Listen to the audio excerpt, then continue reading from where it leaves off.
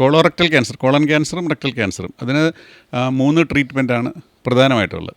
Surgery, chemotherapy, radiation. കീമോതെറാപ്പിയുടെ കൂടാതെ പിന്നെ immunotherapy, targeted therapy, അങ്ങനെ മരുന്നുകൊണ്ടുള്ള ചികിത്സ വരും.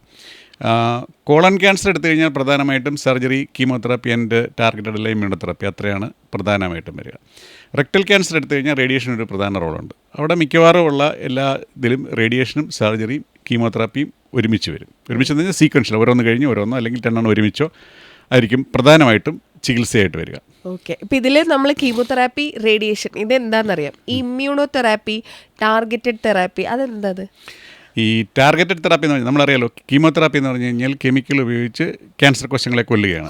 അപ്പോൾ നമ്മളൊരു മരുന്ന് കൊടുത്തു കഴിഞ്ഞ് കഴിഞ്ഞാൽ അത് ആക്റ്റീവായിട്ട് ഡിവൈഡ് ചെയ്യുന്ന എല്ലാ കോശങ്ങളെയും നശിപ്പിച്ച് കളയും. അതുകൊണ്ടാണ് കീമോതെറാപ്പിക്ക് ചീത്തയുമായിട്ടുള്ള സൈഡ് എഫക്റ്റ് വരുന്നത്. അതായത് പെട്ടെന്ന് വളരുന്ന മുടിയുടെ അടിഭാഗത്തുള്ള അതൊക്കെ പോകുന്നതുകൊണ്ട് മുടി പോകും, ഈ വായിലൊക്കെ തൊലി പോകും, അങ്ങനത്തെ പ്രശ്നങ്ങളൊക്കെ. കാരണം വെച്ചാൽ അവിടെയെല്ലാം ഫാസ്റ്റ് ഡിവൈഡിങ് സെൽസാണ് പോകുന്നത്. അപ്പോൾ അതുകൊണ്ട് നമുക്കൊരു സെലക്റ്റീവായിട്ട് ക്യാൻസർ കോശങ്ങളെ നശിപ്പിക്കാൻ പറ്റത്തില്ല. അതാണ് കീമോതെറാപ്പിയുടെ ഡിസഡ്വാൻറ്റേജ്. ഇനി ടാർഗറ്റഡ് തെറാപ്പി എന്ന് പറഞ്ഞു കഴിഞ്ഞ് കഴിഞ്ഞാൽ നമുക്കറിയാലോ, ഒരു ക്യാൻസർ കോശങ്ങൾ വളരണമെന്നുണ്ടെങ്കിൽ പല കെമിക്കൽ പ്രോസസ്സും അല്ലെങ്കിൽ അതുപോലെ തന്നെ പല കാര്യങ്ങളും നടക്കണം. അപ്പോൾ അതിന് ഓരോന്നും ഓരോ ചെക്ക് പോയിൻറ്റ്സ് ഉണ്ട്. അതായത് ഒരു പ്രത്യേക പ്രോട്ടീൻ ഉണ്ടാവണം. ആ ഒരു പ്രോട്ടീൻ ഉണ്ടെങ്കിൽ അതിൻ്റെ അടുത്ത സ്റ്റെപ്പിലേക്ക് വളരുകയുള്ളൂ. അല്ലെങ്കിൽ അതിൻ്റെ ഒരു സിഗ്നൽ, ഈ വളരാനുള്ള ഒരു സിഗ്നൽ ഒരു സ്ഥലത്ത് നിന്ന് വേറൊരു സ്ഥലത്തോട്ട് ചെല്ലാനായിട്ട് ചില പ്രത്യേക മോളിക്കുളിൽ ചില സാധനങ്ങൾ ചെന്ന് അറ്റാച്ച് ചെയ്യണം. അപ്പോൾ അങ്ങനെയുള്ള കാര്യങ്ങളൊക്കെ നമുക്ക് കൃത്യമായിട്ട് അറിയാൻ പറ്റും. അപ്പോൾ അങ്ങനെയുള്ള ചേഞ്ചസ് നമ്മൾ ഡിറ്റക്റ്റ് ചെയ്തിട്ട് ആ പ്രത്യേക ആ ഏരിയയിലെ ടാർഗറ്റ് ചെയ്ത്, ഇപ്പോൾ സപ്പോസ് എക്സാമ്പിൾ ഒരു പ്രോട്ടീൻ വേണം. അപ്പോൾ ആ പ്രോട്ടീൻ ഉൽപ്പാദിപ്പിക്കുന്ന ആ റിസപ്റ്റർ ഉണ്ടെങ്കിൽ ആ റിസപ്റ്ററിനെ ബ്ലോക്ക് ചെയ്ത് കളയുക. അപ്പോൾ അത് ആ ക്യാൻസർ കോശങ്ങളിൽ മാത്രമുള്ളതായിരിക്കും. അപ്പോൾ ആ ബ്ലോക്ക് ചെയ്ത് കഴിഞ്ഞാൽ പിന്നെ ആ ക്യാൻസർ കോശങ്ങൾ വളരത്തില്ല. അപ്പോൾ അത്രയ്ക്കും ടാർഗറ്റഡ് ആയിട്ട് ചെയ്യുന്ന ട്രീറ്റ്മെൻറ്റാണ് നമ്മൾ ടാർഗറ്റഡ് തെറാപ്പി എന്ന് പറയുന്നത്. ഇപ്പോൾ നമ്മൾ കോളൻ ക്യാൻസറിൻ്റെ കാര്യം എടുത്തു കഴിഞ്ഞാൽ നമ്മൾ ബേവാസിസുമാബ് എന്ന് പറഞ്ഞൊരു മരുന്നുണ്ട്. അത് നമ്മുടെ രക്തക്കൊള്ളികൾ പുതിയതായിട്ട് ഉണ്ടാവണമല്ലോ, അറിയാലോ, ക്യാൻസർ ഉണ്ടാവണമെന്നുണ്ടെങ്കിൽ അത് വളരണമെന്നുണ്ടെങ്കിൽ അതിന് പുതിയതായിട്ട് രക്തക്കൊള്ളികൾ ഉണ്ടാകണം.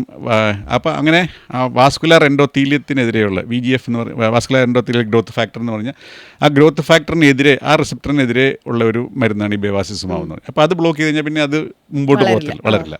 അപ്പോൾ അത് ഒരു എക്സാമ്പിളാണ്. നിരവധി നൂറുകണക്കിന് മരുന്നുകളുണ്ട് അങ്ങനെ ടാർഗറ്റഡ് തെറാപ്പി. അതിനെയാണ് നമ്മൾ ടാർഗറ്റഡ് തെറാപ്പി എന്ന് പറയുന്നത്. അതേപോലെ തന്നെ നമ്മുടെ തന്നെ ബോഡിക്ക് ഇമ്മ്യൂണിറ്റി ഉണ്ട്. അപ്പോൾ ഈ ക്യാൻസർ കോശങ്ങൾ വളരുന്നത് എങ്ങനെയാണ്?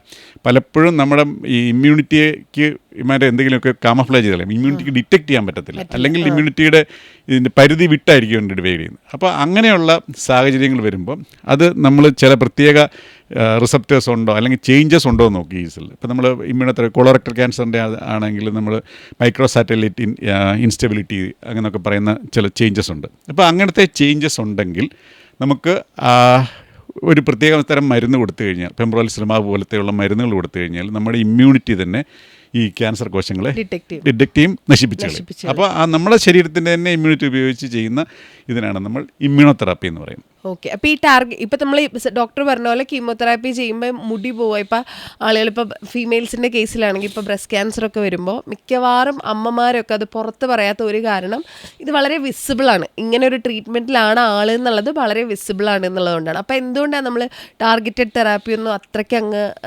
പോപ്പുലർ ആവാത്ത, അല്ലെങ്കിൽ അത്രയ്ക്ക് ആളുകളിലേക്ക് ട്രൈ ചെയ്യപ്പെടാത്ത? ഇപ്പോഴും ഏറ്റവും കോമൺലി യൂസ്ഡ് കീമോതെറാപ്പി തന്നെയല്ലേ? അതെ, നമുക്കിത് ഈ പറഞ്ഞതുപോലെ ഈ പർട്ടിക്കുലർ റിസപ്റ്റർ ഉള്ള ട്യൂമറിനെ നമുക്ക് ആ പർട്ടിക്കുലർ ടാർഗറ്റഡ് തെറാപ്പി ചെയ്യാൻ പറ്റുള്ളൂ. ലിമിറ്റേഷൻസ് ഉണ്ട്. ഇൻ ഫ്യൂച്ചർ അതായിരിക്കും കീമോതെറാപ്പി കംപ്ലീറ്റ് ആയിട്ട് ഔട്ടായി പോകും. ഈ ഇമ്മ്യൂണോതെറാപ്പി, ടാർഗറ്റഡ് തെറാപ്പി ആയിരിക്കും ഇൻ ഫ്യൂച്ചർ. ഒരു നെക്സ്റ്റ് 5, 6, 10 ഇയേഴ്സിൽ കീമോതെറാപ്പി ഓൾമോസ്റ്റ് നല്ല രീതിയിൽ കുറയും. ഈ ടൈപ്പ് ട്രീറ്റ്മെൻറ്റുകളായിരിക്കും കൂടുതലുണ്ടാവുക. ഓക്കെ, ഇപ്പോൾ കൊളോണോസ്കോപ്പി ഒന്നും ചെയ്യാത്ത ഒരാൾ, അതായത് നമ്മുടെ നാട്ടിലെ മെജോറിറ്റിയിൽ പെടുന്ന ഒരാൾക്ക് കോളൻ ക്യാൻസർ അല്ലെങ്കിൽ കോളോറക്ടൽ ക്യാൻസർ ഉണ്ട് എന്ന് മനസ്സിലായാൽ ഡോക്ടറിന് പറഞ്ഞു അത് കുറച്ചൊരു ലേറ്റ് സ്റ്റേജിലാണ് മനസ്സിലാവുക, സിംറ്റംസ് ത്രൂ മനസ്സിലാവുന്നത്. അപ്പോൾ ഈസ് ഇറ്റ് ക്യൂറബിൾ? അതായത് ആളെ നമുക്ക് കംപ്ലീറ്റ് ആയിട്ട് മാറ്റിയെടുക്കാൻ പറ്റുമോ? കോളറക്ടൽ ക്യാൻസർ നമുക്ക് ചികിത്സിച്ച് ഭേദമാക്കാനും അതുപോലെ തന്നെ കൺട്രോൾ ചെയ്ത് നിർത്താനും പറ്റുന്ന ഒരു അസുഖമാണ്. അതുകൊണ്ടാണ് ഇത്രയും അവയർനെസ് ഈ ഒരു മാസം, ഫെബ്രുവരി മാസമൊക്കെ ഈ കോളറക്ടൽ ക്യാൻസർ അവയർനെസ് എന്ന് പറഞ്ഞ് വെച്ചിരിക്കുന്നത്. ഇതിനെ നല്ല രീതിയിൽ ഞാൻ പറഞ്ഞില്ലേ, നമുക്ക് ടാർഗറ്റഡ് തെറാപ്പി ഉണ്ട്, ഇമ്മ്യൂണോതെറാപ്പി ഉണ്ട്, സർജറി ഉണ്ട്, റേഡിയേഷൻ ഉണ്ട്. നമുക്ക് നല്ല രീതിയിൽ ഒരു മോർ ദാൻ 60% നമുക്ക് ക്യൂർ ചെയ്യാൻ പറ്റും. നല്ലൊരു ശതമാനം ആൾക്കാരെ നമുക്ക് ഡിസീസ് കൺട്രോൾ ചെയ്ത്, ഈവൻ അസുഖം വേറെ രക്തത്തിൽ ക്യാൻസർ വന്നു, ലിവർ വരെ എത്തിയെങ്കിൽ, സാധാരണ നമുക്കറിയാം ഒരു സ്ഥലത്ത് നിന്ന് വന്ന് ലിവറിൽ വന്നു കഴിഞ്ഞാൽ പിന്നെ 6 months 7 months അത്രേ ഉള്ളൂ. പക്ഷേ ഈ കൊളറക്റ്റ് ആണെങ്കിൽ നമ്മൾ കൃത്യമായിട്ട് ചികിത്സിച്ചാൽ ചിലപ്പോൾ നമുക്ക് ഇയേഴ്സ് ഇവരെ ഇങ്ങനെ പ്രൊലോങ് ചെയ്ത് കൊണ്ടുപോകാൻ പറ്റും. ക്വാളിറ്റി ഓഫ് ലൈഫ് ഇമ്പ്രൂവ് ചെയ്യും. അതായത് ഒന്ന് സ്പ്രെഡായി വേറൊരു ഓർഗനിലേക്ക് പോയാലും അത് കൺട്രോൾ ചെയ്യാൻ പറ്റും. ഈ കൊളറക്റ്റത്തിൻ്റെ കേസസിൽ മാത്രം. കൊളറക്റ്റൽ ക്യാൻസർ മാത്രം. അപ്പം അതായത് കൂട്ടത്തിൽ ക്യൂർ ചെയ്യാൻ പറ്റുന്ന സാധ്യത കൂടുതലുള്ള ക്യാൻസർ കൊളറക്റ്റൽ ക്യാൻസർ ആണോ? ആണോ? ഓക്കെ. അപ്പോൾ ഈ കോളക്ടമി ബാഗ് അങ്ങനെയാണോ അതിന് പറയാ? കൊളോസ്റ്റമി ബാഗ് അത് ഇതിന്റെ ഒരു ട്രീറ്റ്മെന്റിന്റെ ഭാഗമാണല്ലോ.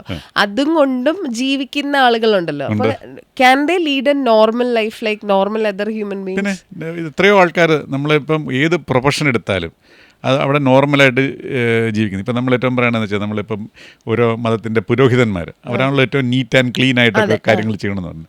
അങ്ങനെയുള്ള ആൾക്കാർ പോലും നോർമൽ ലൈഫ് സാധിക്കുന്നുണ്ട് നമ്മുടെ കൊളോസ്റ്റമി കൊണ്ട്.